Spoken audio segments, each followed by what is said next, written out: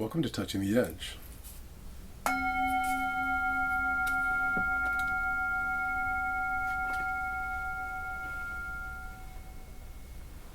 Welcome to Touching the Edge. Thank you for being part of this new series on emotional mastery, recognizing that in this process of getting to understand ourselves more fully, that we don't have to control our emotions, that we can really stay focused and allow our emotions to be whatever they are. We allow ourselves to be exactly who we are, where we're at, and realizing that in this process we have a commitment that comes to us no matter what. We're not going to abandon ourselves to these challenging emotions. We're not what we feel. We're something deeper than that. And so I want to ask you to remember that the emotions are rhythmic. They come with rhythmic thoughts, and they come in patterns. And if we recognize that they are actually rhythmic, we can interrupt the process of that rhythm. So be aware of the speed bumps. When you activate the speed bumps, when you activate these with intensity, you break up the rhythm of the negativity. So elements that are very simple. Ask yourself how you're winning. Say 4 different ways how that you're winning. When you do that, you snap out of being this fixated, mesmerized state with this emotional experience and reframe it in a way that actually makes things feel more expansive. Ask yourself, how is this a best case scenario? How is this going better than it did in the past? How am I more effectively meeting the challenge?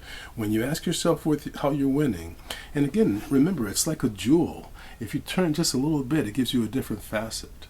So these questions are almost exactly the same, and yet they're different. Play these different quick micro games. Play the gratitude game. Say it out loud, 4 different ways that you're grateful. And remember, small things like a comfortable pair of shoes are actually quite important. Play the gratitude game, say them out loud, and it's really important to either say these elements out loud or to write them down. And use them with groups, because when you use these questions and these games with groups, not only are you changing your dynamic, but you're changing the dynamic of the group. You're supporting everyone else in developing a different relationship with their emotions. So step into these elements. Say yes to the challenge.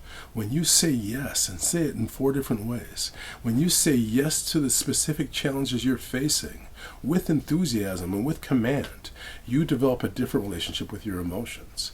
And when you do, your emotions will end up serving you rather than you serving them. Remember, what you identify with, you expand and you serve.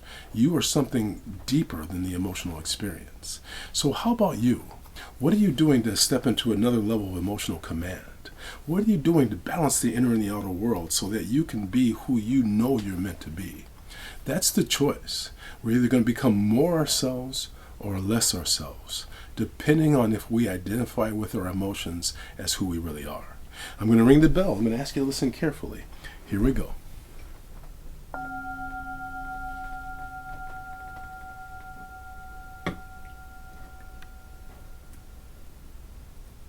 Kindness is all important, and kindness is the end of separation. I bring my hands together and bow to you, my friend. Thank you for joining. Please let other people know about these videos. Join the circle, comment, be part of the conversation. Namaste.